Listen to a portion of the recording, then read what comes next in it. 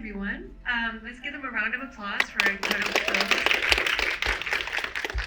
Why don't you introduce yourself and tell us which film you're with and your role in the film? Hi, I'm Angelu. I'm an actor in All This Wasted Space. Hi, I'm Nix. I'm the assistant director of All This Wasted Space. Hi, I'm Wangyuxuan. I'm the director of the short doc Green Land. Hi, I'm Ke. I'm the director of Same Star Above Us. Welcome, everyone. I just wanted, you can keep the mic because my first question is for you.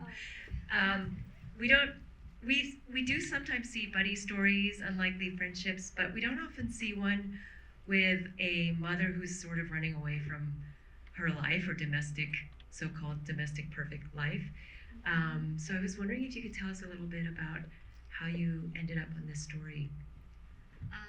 Yeah, it's kind of based on my personal experience because my mom used to run away from my home for like a month when I was younger, and but she came back at the end, and I kind of wanted her to run away forever because I feel like that's good for her own life. So I tried to create a parallel universe in my story to let her enjoy her own life in the story I created for her. Wow, that's amazing. Has she seen your film? I'm just curious if she's seen actually, it. she haven't. Okay, and then Shu, your film Green Gold Land, we often have seen kind of, since cannabis has been legalized, these success stories that are often white success stories, but we have not seen one from the Chinese, we haven't seen one from Asian American perspective, no less Chinese immigrant perspective, no less in Oklahoma of all places. I think in California we're used to the California context. So can you share with us how you found Three Scrapes He, who's kind of the star of your film, and how you decided to get into this particular, very specific slice of the cannabis success story world? I would say it's a very, very long journey, even though it's like, it might be just 2 years we dig into the whole story, but it felt so long. But it all starts with, I think it's around 2022, my co-producer who can't be here, Wu Zhe, she found this story. It's actually produced by BBC. Like, it's about Chinese immigrants growing cannabis in Navajo reservation, in New Mexico. And we were like, that's very interesting for us. We never heard of, because in China, no drug is allowed, so it's very prohibited. So we were like, why Chinese immigrants want to go to the middle of nowhere and grow cannabis? And of course, how the story got exposed because the federal agent raided all the farms and arrested most of the Chinese immigrants there. And the story was told from the Native American people who live in that area, their perspective. But at that moment, we felt like we want to hear more from the Chinese immigrants' perspective. So that's how we decide to, dig into it, and it turns out to be a very big black hole. It's just so many contexts into it. We do found, so for that BBC piece, there is one Chinese immigrant who was willing to talk, so we were able to actually contact him, and when we reached out to him, it was 2002, and he told us, okay, nobody grow cannabis in New Mexico anymore. They all moved to Oklahoma because it's just they have the loosest regulations back then about marijuana growing in the whole country.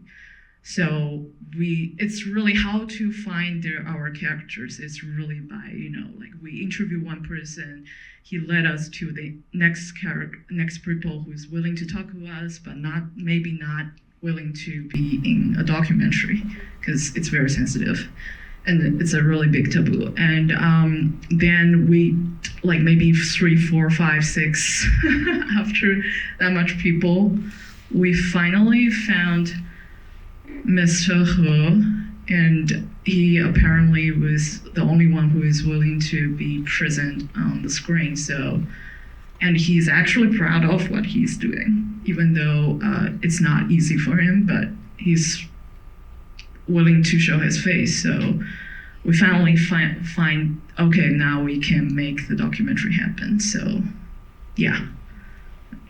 There's so much there. I have a question for All This Wasted Space. I know that you're a tight crew, and I saw somewhere that the film is listed as a docu-fiction, which was so intriguing. So I was wondering if you could both speak to that a little bit.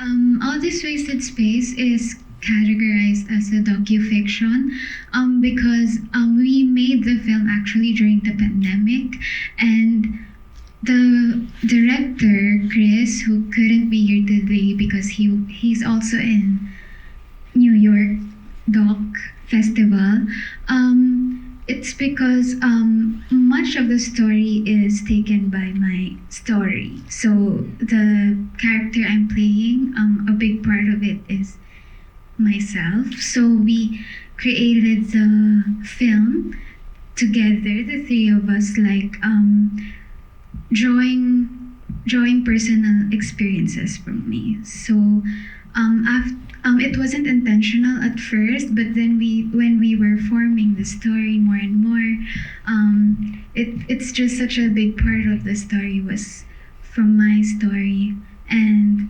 Chris's mother's story, and we just kind of mixed it all together, and it became All This Wasted Space. To add, I think, we created just the story. We created the film back when it was the height of the pandemic. We were, during our Zoom calls, conceptualizing it, and we were in the process of making or finishing the trilogy of Chris's films. So while we're doing that, we sidetracked on creating this film, and it's loosely based from our lives. It started with the space itself. That house is actually demolished. Currently, it's being demolished and being developed into a big home already. So, a modernized home, actually. And that home is and the home that you saw in the film is what a traditional Filipino house looks like. So it's really based from our lives. Angelu also is a non-actress, so she wasn't really directed that much because she was just asked to draw feelings through what she experienced through her life. So That's incredible. I definitely got the sense you were responding to the space and kind of collaborating with the house as a main character. It was really wonderful. So this detail of your character finding out through the photographic archive that her mother was also queer, that was biographical within the three of you, within you, Chris, Angela, and Nix. Yes, I think a part of it, and even the photos you see on the film, it's all from our memorabilia. And even the home, as Nix has shared, it's Chris' childhood home. So before, Chris specifically wanted to shoot the film before it's demolished as a memorabilia of his childhood home. So yeah, that's why the film is a really big part of the three of us, because it's like a collection of important stories of our lives. I am going to open it up to the audience, so get your hands ready. In the meantime, I did want to ask you about the American dream.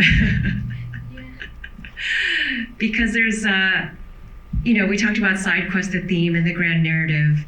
The grand narrative in your film is very much the pursuit of success in the United States, and kind of your multiple characters who encounter it. I couldn't help but think about the gold rush and also Chinese immigration, and I noticed the title is Green Gold Land. So can you speak to us a little bit about how you wrestled with the specter of the American dream, and if you also thought about the Chinese immigration related to the gold rush and try to balance those things out in your film?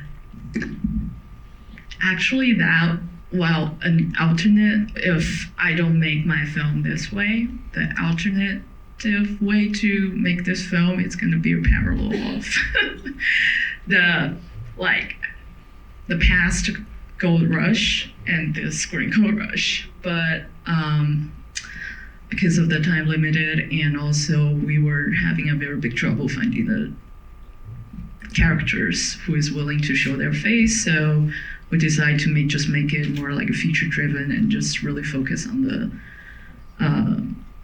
green gold rush. I mean, just focus on this green gold rush itself.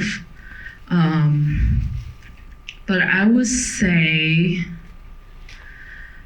I feel like it's really like the anonymous source who was speaking, but in the end that is like, what is the American dream? I felt it's really a big word that maybe the United States society or the media gave to them. But when I was really talking to them in person and spent time with them, it more feels like they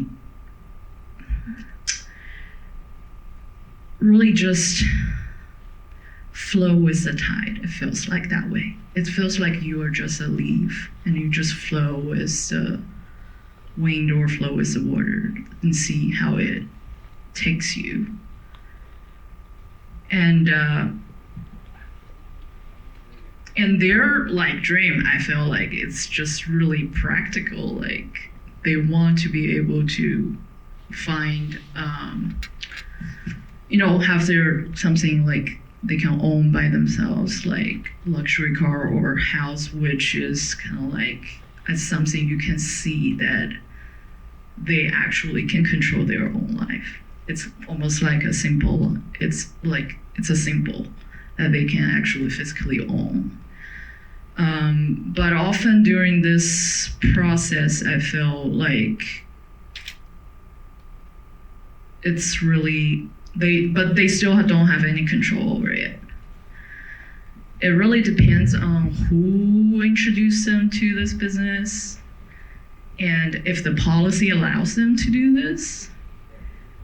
And if they were there at the right time, right place, and if any of those fall apart, even one, maybe just one factor that doesn't work, they will fail. So while I was making the movie, I felt like I was not trying to say who is right or who is wrong, or really trying to show like what's their American dream, or what I really want to show, or what I truly felt while I was filming there is just you're like a tiny sand in the world, and you don't really have the control of yourself, your own destiny. Yeah. Again, so much there. I wanted to ask about this really kind of euphoric moment with the flying dinosaur that began with sort of an amusement park statue, a feature, but then really transformed. And if you could share with us your creative decision to do that. Yeah, I put the dinosaur in my film. It was also because I would like to rescripted my story based on the locations and based on people I met. And when I had, right after I had a treatment of my story, I did a road trip to upstate New York to look for my locations, and I found this amusement park there, and I was like, oh, I would like them to have some fun in this park, because this is a amazing journey for both of them. It's kind of like steer them away from their daily life, especially for the mother. She just ran away from her home, and she wanted to take a break and figuring out how could she make up for her youth. And I want her to have some fun. And I feel like, oh, this is an amazing place for them to meet. And I don't know, I was just very obsessed with that dinosaur when I went there, and I want it to be part of this film, and I named every single one dinosaur in that amusement park. I gave them some character, and I want them to be alive. And I feel like part of the reason I want to make movies is also that I can create some magic in the film, and I can blend it with the reality.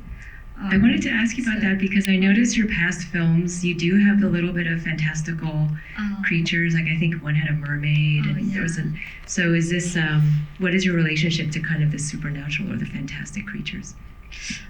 I don't have a specific reason. I'm really obsessed with this. Yeah, and as I said, I want to kind of blend the fantasy with the very grounded story I created, just to create a parallel world. Yeah, that is kind of different from the life I'm living. It was what I was struck by, I don't know if you all were too, was that I really believed in the time machine at that point. I really did feel like it was working. It was quite magical. I believe in that too. Right. So in your ending, not that you have to decide what the ending is, but it felt ambiguous. Like maybe she did go back in the past, or maybe something had happened in the time-space continuum, or maybe she was back in her life but changed. Yeah, because to be honest, I don't really know what she would decide, and my personal feeling is that I don't want her to go back. But everyone told me when they saw the ending of the film, they have a feeling, to finish this arc of this character, they feel like she should go back. Yeah. Well, I love the ambivalence that you built in. Thank you. I like the ambivalence, so I vote for that. So, if there are any questions in the audience, feel free to raise your hand at this point. Yeah, way in the back. Oh, hi. My question is for All This Wasted Space. With the very little bit of dialogue, I really liked and found very interesting was the sound design, and especially the sequence where she's looking out the window, and I felt I heard some crime going on, and then putting on the dress, and it was like the storm. And I just wanted to ask if you could speak to that and the decisions on the sound design. Actually, it was created to be like that, and we wanted the house to have a character, so that's why we technically decided to the sound to be like that, and that's why it took us so long to finish. we filmed this end of 2021, and we finished it I think last year, because it took so many edits, it took so many versions. We had a version that is too quiet. We had a version also that we recorded with our audios, but it's just normal conversations just to put in there. But I think what worked best is having utilizing the sound, creating a character with a space or with a house. Because I think it's not just Angelu, or it's not just her there. The house is the main character, to be honest. So we had a play with just also a background with the location that we used. It's one of the low parts of Manila, and it usually is flooded. Like that place is usually flooded because it's near the river, and it's it's even deeper than like here. The water goes up here, above a person. That's why we had a play with the use of water largely in the film. So it's really subtle. If you notice the swishing along with the dancing of Angelu. So it's yeah, I think that's one of the reasons why, because we just utilized the sound to support the house or the space is also a character in the film. Thank you. Thank you for the question. I guess to add also, just how we initially we really wanted, that was our goal, like for the house to be a character and for the story to be a confrontation between the main character and the home that she flew 11 years ago. So like what we did behind the scenes, was the whole crew was able to go to the house before the filming and all, but we made sure that the filming, during the filming, it was my first time to see the house and the whole area. So when you were seeing me like exploring the house, it really was my first time to look at all those things. So it would be a proper confrontation between my character that is a part of me and the character that I'm playing, and also the house that is a big part of the story. Can I ask you what direction you were given before you were unleashed into the house? I guess I know the flow of the story because we went through it, but there really was no direction. Like only Chris told me that you have to cry in this in this part of the story, but the rest of it was, you just like he just told me to go near the door, but everything else is what I'm feeling and what we're feeling during the filming. It was great because I felt like we were exploring with you as you picked up objects and tried on clothes. Right here. This is a question having to do with green goldland. So I think you mentioned that workers, Chinese immigrants, in one location, I don't remember which state, Oklahoma and New Mexico, were intervened with, to say it politely, by law enforcement. So I thought both states had legalized medical marijuana. So why did law enforcement get involved? Well, for the anonymous source, so he was involved in a like marijuana farm in New Mexico, and why it gets special because it's in the Native American reservation land. Technically, it's under federal jurisdiction, but inside, I think. It started at like 2020 and they got rated 2021. That's when the BBC News piece came out. And but inside there's like some political there was some like political dynamic like involved in it. But basically, the one that happened because it's still under investigation, so I can't speak a lot. But I would say it's when something gets bigger and it rings the federal government's radar, and federal level, marijuana is not legalized, and it involved in Native American reservation land, and also there are Native American people protesting there, because I remember, based on what I read in the news, there are two parties in there. Like, one is saying we should embrace medical marijuana. The other party is, no, we want to keep our sacred land. And when this time it evolved with that much Chinese immigrants came into their land and grow marijuana, it became big and boomed. But for Oklahoma, that one is even more complicated. I think that's the first time, I would say, because of this project, I got to read a lot of marijuana law and also read so many like court documents that I'm not sure if I want to keep doing it for the rest of my life. But yeah, so for the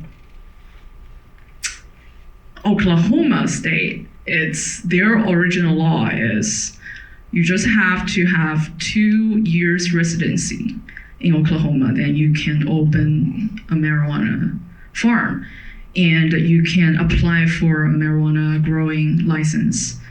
And the license doesn't really stop you from, like, they don't have any regulation about like how many plants can grow in certain acres of the farmland or warehouses.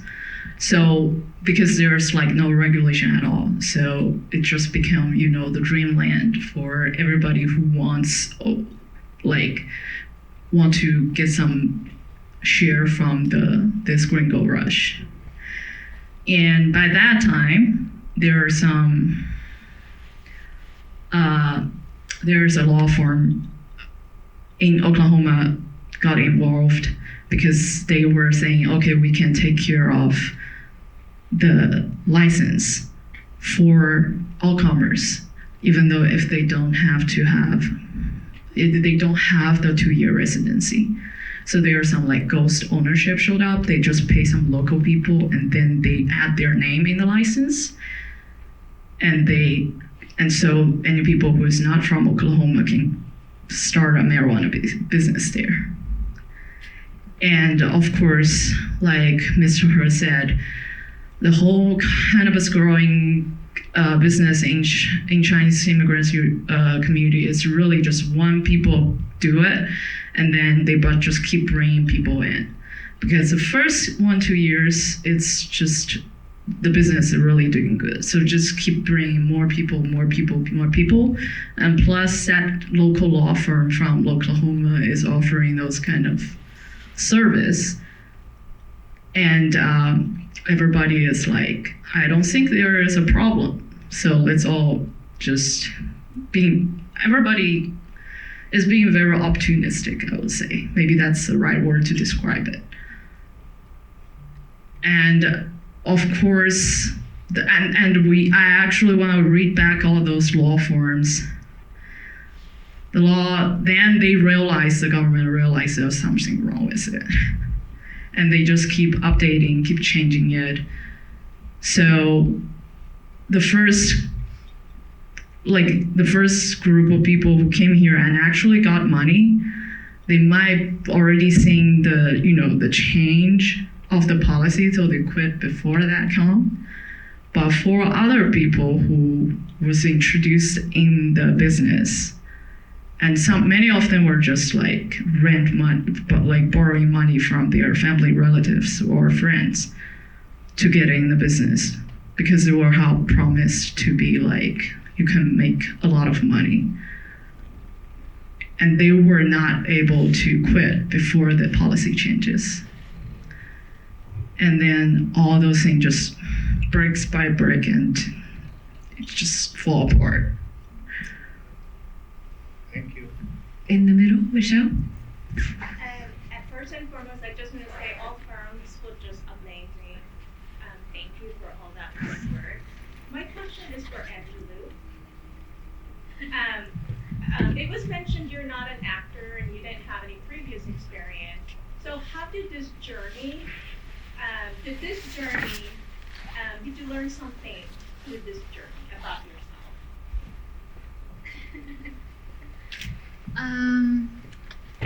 Yeah, I'm not an actor professionally in the Philippines. I'm actually a writer, and I write essays of personal essays.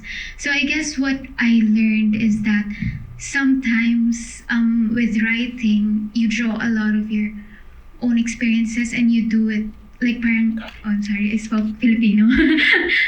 Like you use your pain to actually create a whole piece of essay.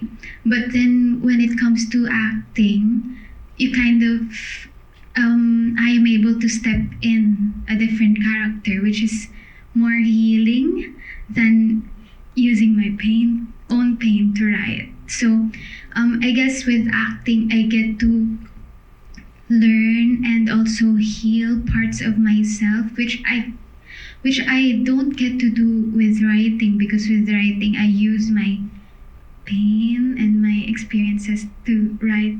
I have to relive the experiences to be able to write it effectively. So to answer the question, I guess with acting, it's more healing and more therapeutic for my personal experiences. I think that's a great segue, because I wanted to ask a question about, it was such a personal nature for you in writing the mother character. So what that was like, but also your decision for the second character, where that was grounded from, since the mother character is so specific to your personal life. How did you craft that other character, her companion? I blended many people I have met and also myself into the second character. So I always have the fear of creating a story that is too close to myself. But that character is kind of like supposed to be another me that helping my mother trying to create her own life. So that's why at the very end she helped her, send her back, and yeah. But I really don't want to stay too close to the story I make. I feel like that's kind of dangerous to me, and also maybe a little bit narcissistic. I don't know. So I try to blend a lot of character a person I have met in my life into this character. So when Angelu was talking about writing from pain as being sometimes too absorbing, how was that for you as you wrote the mother character for this film? Yeah, I'm totally with her. I try to just take out the feeling and the core of that personal experience into some other character I have probably never met in my life, just to create a new person that can kind of channel the feelings I have. Any more questions in the audience? Well, sometimes we do this. I was wondering if you all had questions for each other as filmmakers. It's always fun for us as an audience to see what filmmakers are thinking as they see each other's work. I know I put them all on the spot, so I apologize. And we actually don't have a lot of time, I'm being told, so.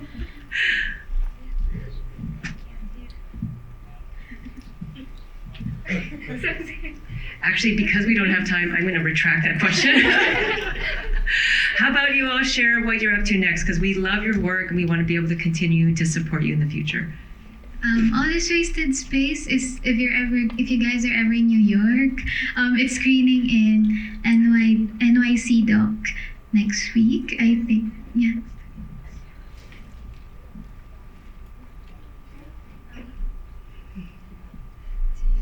What's next for you for your film? Or you? Oh, Well, because my co-producer, who is also my best teammate on this whole long investigative reporting journey, I was asking her what she want to share to the audience. So she wrote me something. I hope I can read it. Let me find the message. Okay. What she wrote is, this is an immigrant story, but also a deeply American one. I hope there's more work that look at immigrant communities with greater nuance. At a time when many can easily be stigmatized because of how they look, it's more important than ever for us to approach these stories with care. There is something profoundly powerful about looking people in the eye, listening to their stories, and understanding how they arrived at this point. Be open to it. Allow yourself to be vulnerable and build genuine connections with the real world. So I'm trying to make some docu-fiction with a Super 16 camera I have. I want to do something like more spontaneous and also economical, which I can do it like for span the production period longer. Yeah, that's what I'm trying to do. Well, I just want to say, I don't know what this panel in particular, I just look at everyone and it reminds me what a brave choice it is to make films. It's such an amazing selection, and I hope you continue to do the work you're doing. We're so lucky and thankful that you came to our festival and shared your work. So I hope everyone could give them a round of applause.